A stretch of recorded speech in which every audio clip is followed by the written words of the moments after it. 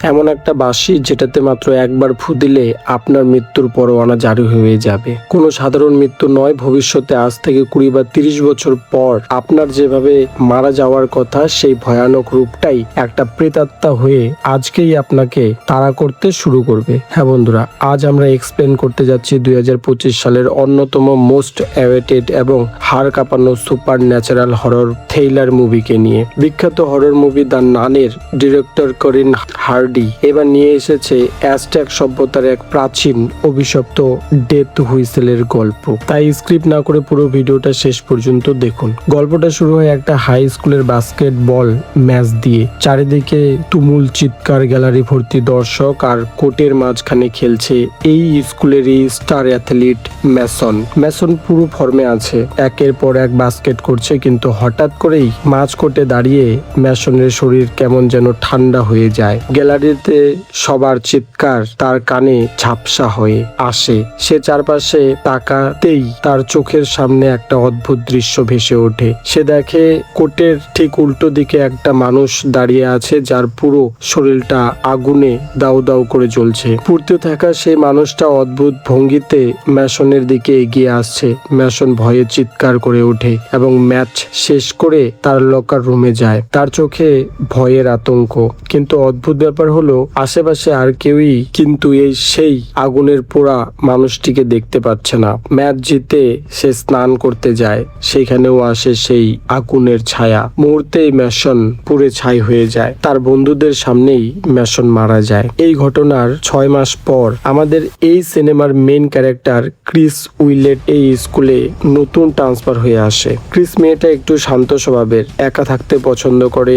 স্কুলে আসার পর তাকে পুরনো একটা লকার দেওয়া হয়। কাকতালীয়ভাবে এই লকারটাই ছিল সেই মৃত ছেলে ম্যাসনের। ক্রিস যখন লকারটা পরিষ্কার করতে যায় তখন লকারের একদম পেছনের দিকে একটা অদ্ভুত জিনিস খুঁজে পায়। সেটাকে হাতে নিয়ে দেখে একটা প্রাচীন পাথরের তৈরি বাঁশি, যেটার শেপটা দেখতে একদম মানুষের খুলির মতো। বাঁশিটা দেখতে যতটা অদ্ভুত ততটাই ছিল আকর্ষণীয়। ক্রিসও এটাকে নিজের ব্যাগে রেখে দেয়। এরপর সিন শিফট হয় ডিটেনশন ক্লাসরুমে। ক্রিস, তার কাজিন রেল, ক্রেস, ডেন এবং আরো কয়েকজন বন্ধু সেদিন কোনো এক ঝামেলার কারণে ডিটেনশনে আটকা পড়েছে। ক্লাসের দায়িত্বে আছেন তাদেরই হিস্ট্রি টিচার মিস্টার ক্রেভেন মানুষটা বেশ কড়া, তবে সারাক্ষণ সিগারেট খান। ক্লাস চলাকালীন ক্রিস তার ব্যাগ থেকে এই খুলির মতো বাঁশিটা বের করে দেখছিল। এটা মিস্টার ক্রেভেনের চোখে পড়ে যায়। তিনি গ্রেসের হাত থেকে বাঁশিটা নেন, কিন্তু একজন হিস্ট্রি টিচার হিসেবে প্রাচীন জিনিসের প্রতি তার কৌতূহল ছিল মারাত্মক। তাই তাড়াতাড়ি ক্লাস ছুটি দেয়। কৌতূহল সামলাতে না পেরে সেই বাঁশিতে একবার ফু দিয়ে দেয়। সঙ্গে সঙ্গে জানালার কাঁচ ফেটে যায়। মিস্টার ক্রেভেন নিজেও একটু ভরকে যান আর বাইরে আসেন। এই সময় ক্রিসের কাজিন রেল তার বই নিতে সেই রুমে আসেন, কিন্তু সেও আবার লুকিয়ে সেই বাঁশিটি নিয়ে নেয়। এরপর তারা যায় গ্রেসের বাড়িতে। রেল সবাইকে সেই বাঁশিটি দেখায়, আর এদিকে মিস্টার ক্রেভেন তার বাঁশি খুঁজে পাচ্ছেন না। খুঁজতে খুঁজতে সে অদ্ভুত একটা ছায়া দেখতে পায়, আর তার মুখ থেকে বের হচ্ছে কালো ধোঁয়া। সেই ছায়া লোকটা তার বুক ছিন্ন ভিন্ন করে দেয়। পরের দিন সবাই জানতে পারে ক্রেভেন নাকি হঠাৎ ফুসফুসের ক্যান্সারে মারা গেছে, কিন্তু বাস্তবে তার মৃত্যু ছিল সম্পূর্ণ অপ্রাকৃতিক। এদিকে সবাই সেই বাঁশি দেখে এক্সাইটেড। গ্রেসও সেই বাঁশিতে ফু মারে। সঙ্গে সঙ্গে একটা অদ্ভুত তীক্ষ্ণ আর ভয়ঙ্কর আওয়াজ ছড়িয়ে পড়ে। মনে হলো যেন হাজার হাজার মানুষ একসাথে যন্ত্রণায় চিৎকার করে উঠল। কিছুক্ষণের জন্য সবাই স্তব্ধ হয়ে পড়ে। এরপর যে যার বাড়ি চলে যায়, আর এখান থেকেই শুরু হয় আসল খেলা। রাতে ক্রিস এক অদ্ভুত ছায়া দেখতে পায় দূরে থাকা এক গাছের ডালে। এইভাবেই একে একে গ্রেস ও এলি সবাই দেখতে পায়। এই দুঃস্বপ্নের আসল রহস্য জানতে ক্রিস ও এলি যায় ম্যাসনের দাদি আইভির কাছে। ম্যাসনের দাদি জানায় এই বাঁশিটা কোনো সাধারণ খেলনা নয়, এটি হলো প্রাচীন মেক্সিকোর অ্যাজটেক ডেথ হুইসেল। প্রাচীনকালে অ্যাজটেক যোদ্ধারা যখন যুদ্ধে যেত তখন শত্রুদের মনে ভয় ধরাতে আর নরবলি দেওয়ার সময় এই বাঁশি বাজত। কিন্তু ম্যাসনের দাদি আরো বলে, যা শুনে ক্রিস ও এলির মেরুদণ্ড দিয়ে ঠান্ডা স্রোত বয়ে যায়। এই বাঁশিটি ছিল অভিশপ্ত।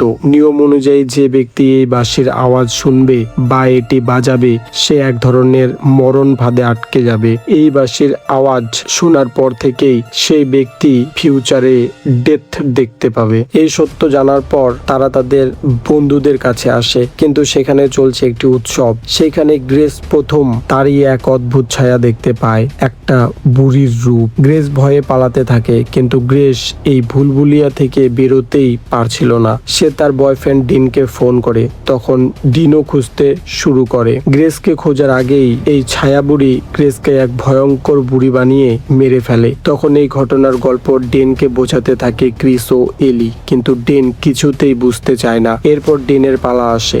সে নিজের ঘরেই নিজের ভয়ঙ্কর দুর্ঘটনাগ্রস্ত রূপ দেখতে শুরু করে, এবং কি রেলও তার মৃত্যুর ভয়ঙ্কর রূপ দেখতে শুরু করে। এইভাবেই 2 দিন পর ক্রিস, এলি ও রেল আবার মেশনের দাদি আইভির কাছে যায় সাহায্যের জন্য। মৃত্যুশয্যায় থাকা আইভি তাদের একটি ভয়ঙ্কর উপায় বলে। এই অভিশাপ থেকে বাঁচতে হলে অন্য কাউকে নিজের রক্ত দিয়ে চিহ্নিত করে তার উপর মৃত্যুকে স্থানান্তর করতে হবে, অর্থাৎ নিজে বাঁচতে গেলে অন্য কাউকে মরতে হবে। এদিকে ডেন গ্রেসের মৃত্যুতে সে ঘরবন্দি ডিপ্রেশনে কাটাচ্ছে দিন। ঠিক তখনই দরজায় নক পড়ে। বেরিয়ে আসে একটা পোড়া হাত। হঠাৎই পেছন থেকে তাকে ধাক্কা দেয় হাঁটা। মনে হয় যেন সত্যি সে রোড অ্যাক্সিডেন্ট হয়ে মারা যাচ্ছে, কিন্তু না, সে মারা যায় ঘরেই। এখন বেঁচে শুধু ক্রিস, এলি আর রেল। রেল এবার আইভির বলা সেই প্রক্রিয়াটি ব্যবহার করার সিদ্ধান্ত নেয়। সে নোয়া নামের এক খারাপ ছেলেকে কিডন্যাপ করে। এই নোয়া ছেলেটা ছিল তাদেরই কলেজের একজন ড্রাগ ডিলার। সে কলেজের ছেলে ও মেয়েদের ড্রাগ দিয়ে নষ্ট করার ধান্দায় ছিল। ক্রিস ও এলি বুঝতে পারে এবার 3 জনের মধ্যে একজনের পালা, তাই তারা একসাথে থাকার চেষ্টা করে, কিন্তু রেল নেই। রেলকে খুঁজতে খুঁজতে শেষ পর্যন্ত তারা পায়। এই প্রক্রিয়া দেখে ক্রিস এবং এলি তাকে থামানোর চেষ্টাও করে। তারা কাউকে বলি দিতে চায় না। রেল শেষ পর্যন্ত নোয়াকে ছেড়ে দেয়, কিন্তু তার কিছুক্ষণের মধ্যেই তার নিজেরই মৃত্যু এসে যায়। সে একটি বিশাল যন্ত্রের সামনে আটকা পড়ে এবং অত্যন্ত ভয়ানক ভাবে মারা যায়। এই দৃশ্যটিকে পরিচালকও সিনেমার সবচেয়ে পাগলাটে মৃত্যুর দৃশ্যগুলোর একটি বলে উল্লেখ করেছিলেন। এখন বেঁচে শুধু ক্রিস এবং এলি। তারা নতুন একটি উপায় খুঁজে বের করে, যদি কিছু সময়ের জন্য মারা গিয়ে আবার জীবিত হওয়া যায় তাহলে হয়তো মৃত্যুকে ফাঁকি দেওয়া সম্ভব। এলি ডায়াবেটিক হওয়ায় তার কাছে চিকিৎসার সরঞ্জাম ছিল। তারা পরিকল্পনা করে নিজেদের হৃদয় স্পন্দন সাময়িকভাবে কিছুক্ষণের জন্য বন্ধ করবে এবং পরে আবার চালু করবে। প্রথমে ক্রিস বরফের পানিতে ডুবে যায়। সেখানে সে নিজের মৃত্যুর রূপের মুখোমুখি হয়। তার সাথে সে লড়াইও করে। বেশ কিছুক্ষণ হয়ে গেলে এলি তাকে তুলে নেয় এবং হৃৎপিণ্ড শুরু করার জন্য সে ইলেকট্রিক শকও দেয়। তখনই উঠে আসে নোয়া হাতে বন্দুক নিয়ে। সে দরজা ভেঙে গুলি চালায়, তাদের সরঞ্জাম নষ্ট করে দেয়, আর এলিকেও একটা গুলি লাগে। তবুও এলি ক্রিসকে বুকে চাপ দেয়। এরই মধ্যে আবার এলিও তার মৃত্যুর ছায়া দেখতে পায়। অনেক চেষ্টার পর ক্রিস যখন চোখ খুলে সে দেখে এলি ধীরে ধীরে মৃত্যুর কোলে ঢেলে পড়েছে। তখন নোয়া সেই এলির রক্ত হাতে নেয়, আর সঙ্গে সঙ্গে এলির মৃত্যুর ছায়া সরে যায়, চলে যায় নোয়ার কাছে। সে এক অদ্ভুত ছায়া দেখতে পায় এবং তাকে গুলি মারে, কিন্তু সেই গুলি লাগে নোয়াকেই। নোয়া সেইখানে শেষ হয়ে যায়, আর এভাবেই বেঁচে যায় ক্রিস ও এলি। এরপর কেটে যায় 3 মাস। এলি ও ক্রিস আবার সেই স্কুলে। তারা একে অপরের প্রেমে পড়েছে, কিন্তু গল্প এখানে শেষ নয়। আবারও এক নতুন ছাত্রী আসে, তাকে দেওয়া হয় আবার সেই মেশনের লকার খুলতেই আবার সেই অভিশপ্ত বাঁশি। এর মাধ্যমে ভবিষ্যতে সম্ভাব্য সিকুয়েলস ইঙ্গিত রেখে সিনেমাটি শেষ হয়। তো বন্ধুরা, সাবধানে থাকুন, আর হ্যাঁ, রাস্তায় কোনো অদ্ভুত বাঁশি কুড়িয়ে পেলে ভুলেও কিন্তু ফু দেবেন না। ভিডিওটি ভালো লাগলে চ্যানেলকে সাবস্ক্রাইব করে পাশে থাকুন। দেখা হচ্ছে পরের ভিডিওতে। ততক্ষণে ভালো থাকবেন সবাই। ধন্যবাদ।